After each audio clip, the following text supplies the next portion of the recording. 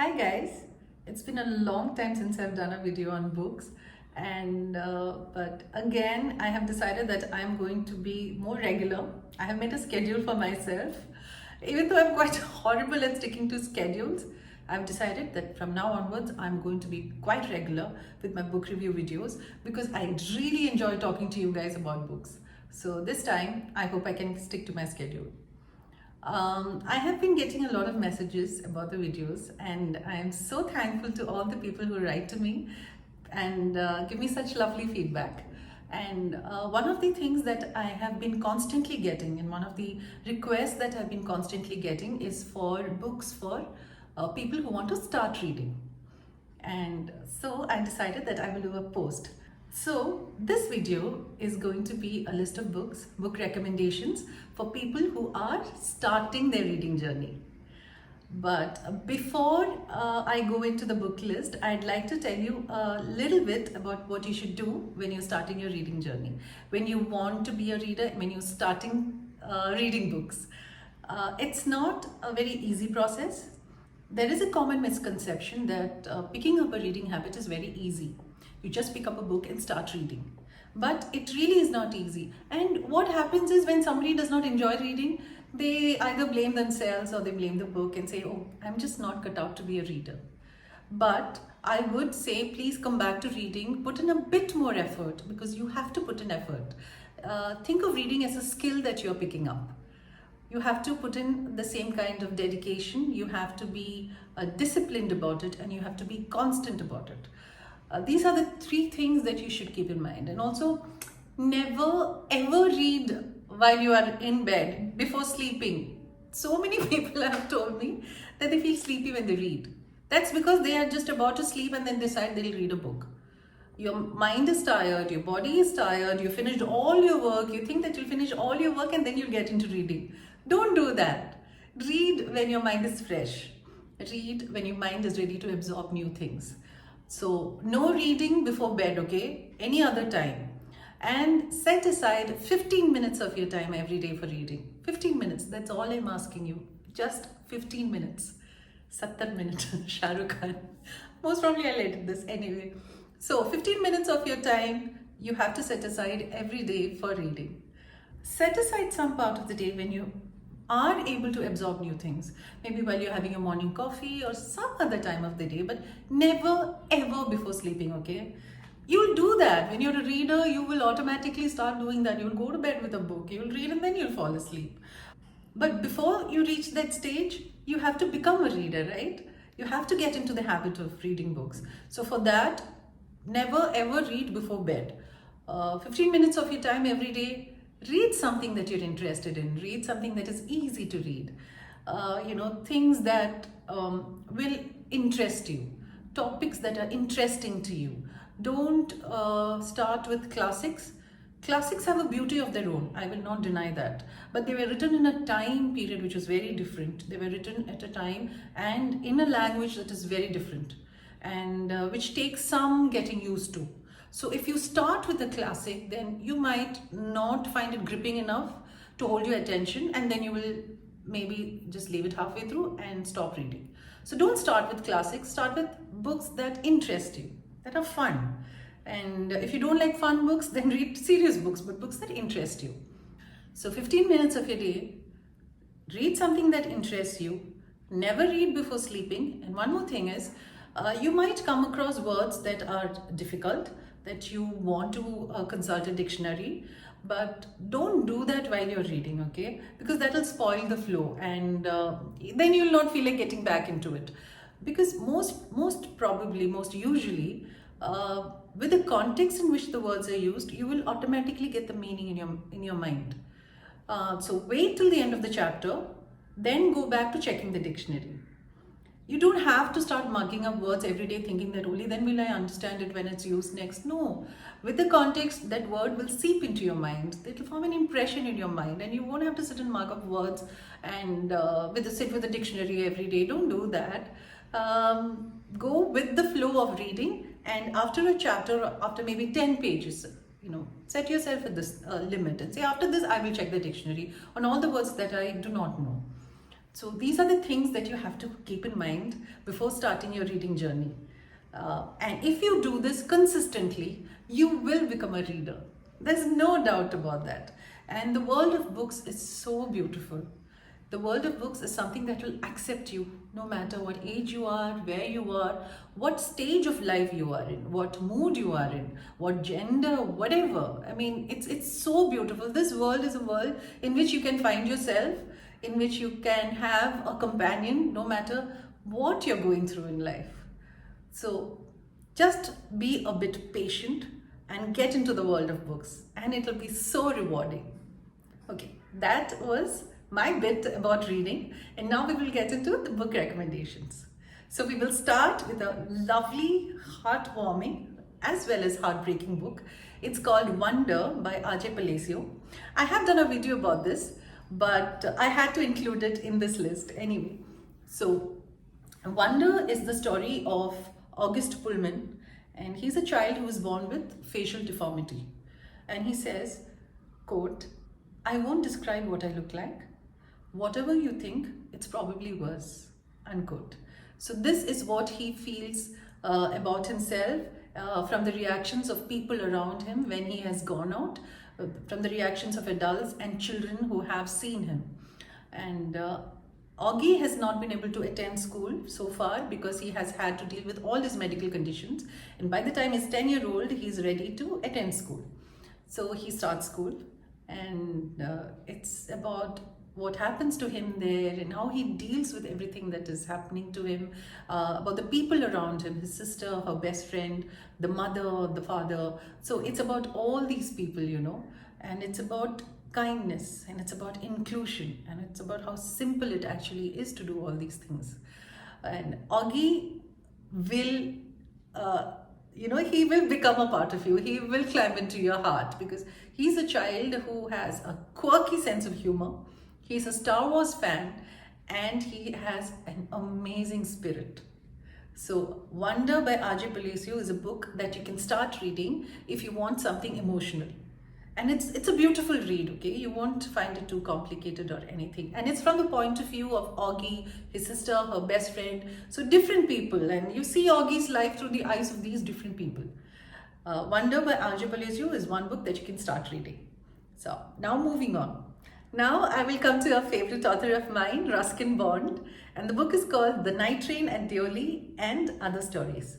See, short stories is a very good way to start reading, because each story is short, and you feel a sense of closure when you have a sense of achievement when you finish each story. So The Night Train at Deoli and Other Stories by Ruskin Bond is a beautiful collection of 30 stories, and Ruskin Bond's language is lovely. It's simple. At the same time, it's beautiful. So you will have a lovely feeling, lovely experience while reading it. And he writes about people like you and me and what we go through, our little joys, disappointment, sorrow, longings, and things that we go through. And it's also about nature. He writes mostly about people in the hills, and his stories have a lot of aspects of nature woven into it. Beautiful 30 stories. You might like some, you might not like some, but it's a lovely way to get into reading. So The Night Train at Deoli and Other Stories by Ruskin Bond. See, Ruskin Bond's any book you can start reading. It's just that I like this collection, so I'm telling you about it. If you get your hands on some other collection, then do start reading that also. It's a very, very, very wonderful experience, Ruskin Bond. In fact, it was his birthday, I think, two days back. Yeah. So that is Ruskin Bond. Short stories. The next is a thriller. Which was on all the bestsellers list, and it was hugely successful, and it's called The Silent Patient by Alex Michaelides. So this is the story of Alicia Berenson, who's a painter. She's married to a very successful fashion photographer. One day when he returns from work, she shoots him in the face 5 times. Then she goes completely silent. She does not speak. She does not speak to the police. She does not speak to the doctors. She does not speak to anybody about why she did it, what was her motives, and what was going through her mind. Does she have any problems? She does not speak. She is the silent patient. And so she is committed to a psychiatric facility called the Grove.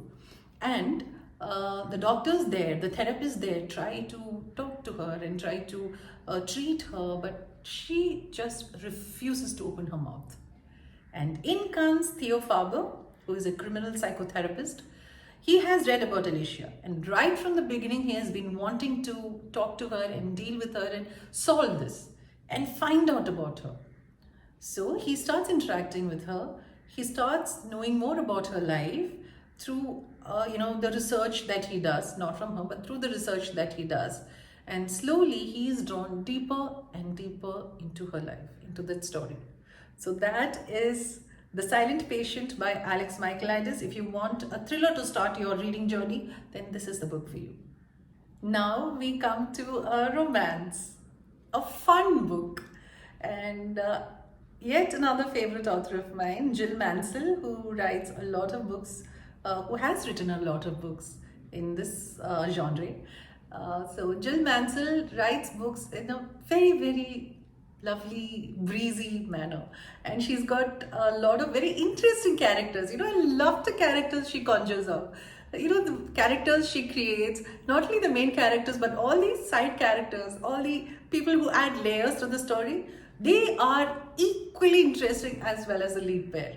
So Sheer Mischief by Jill Mansell is the story of Janie Sinclair, and Janie is a florist. She has had a tragedy happen in her life, and she's picking up the pieces and trying to move on. She has her own shop in the village. The male protagonist is Guy Cassidy, who is a fashion photographer. He's staying in that village with his 2 children, and he's desperately trying to juggle his work life, his home life, and trying to manage his children. And in comes the third person, Maxine. Maxine is Janie's sister, and she is adorable, eccentric, and self-centered.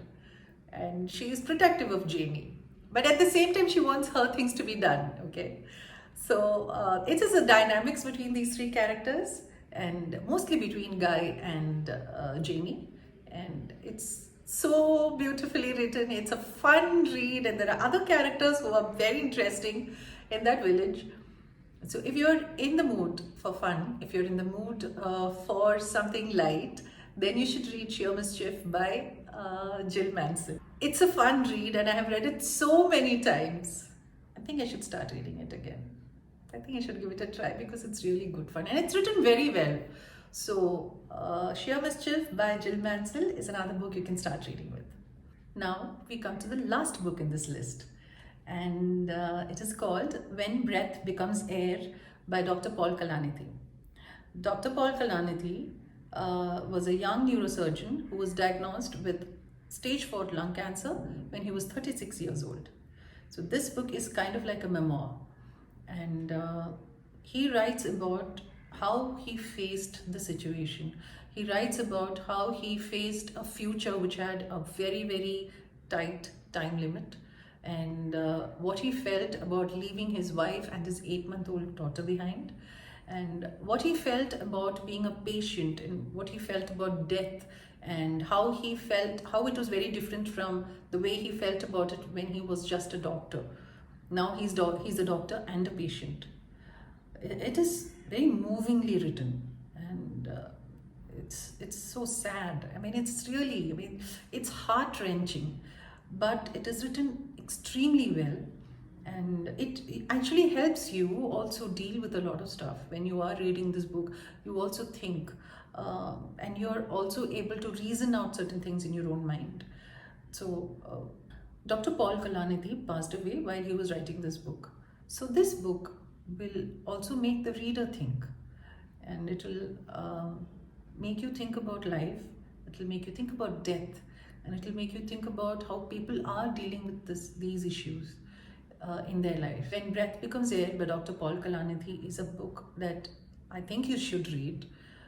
It is slightly heavy. It's not complicated. You can read it. A first-time reader can read it. It's not complicated, but it will take a toll on your emotions. So be ready for that. Okay, it's a book which I think is a must read. So those were the recommendations for today. for a beginner. Okay, these are the books that a beginner should read. Anybody can read it, but a beginner will like it. I feel it'll be easy for you to read, and it'll be fun for you to read, and it'll be interesting for you to read. And those who are comfortable in the regional language, please start reading regional literature. There's so many beautiful books written in regional literature. Malayalam, I have a friend who keeps sending me recommendations for Malayalam books, and such wonderful books, short stories, novellas, novels.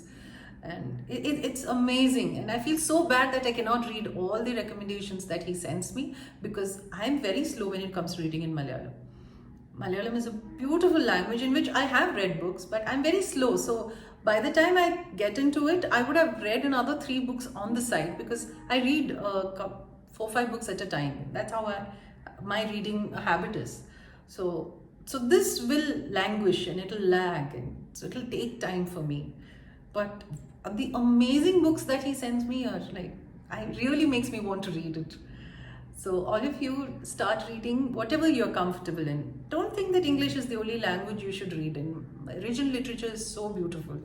So read anything that you're comfortable in, but just keep these factors in mind, that you should not read while you are going to sleep. You should read every day, 15 minutes every day. And once you enjoy reading, you'll find that 15 minutes is the least that you read. So, and also read something that you're interested in, something that will, hold your imagination, hold your interest. That's very important. And you will be well set on your journey to becoming a reader. And it's one of the most satisfying journeys, and it'll be there with you throughout life. It's just this little effort that you have to put in now, then no effort. Then it's only enjoying books, enjoying all that people write from all over the world, and so many things that you can get to know, but things happening all over the world. So let's start this journey, okay? Next time I'll come with another list of books in one particular genre, maybe travel or thrillers or short stories or Indian authors, something like that, but for beginners. So this whole month I will be doing books only for beginners. Okay, this month is over, half of the month is over, but I've been thinking of doing maybe 5 or 6 videos for beginners. So let's do this together, okay? And if you have any suggestions, or if you have any doubts, or if you need any help in reading or books, write to me and we'll have conversations. So until we meet again, you guys have fun, be happy, and be just be there, okay? Till we meet again. Bye.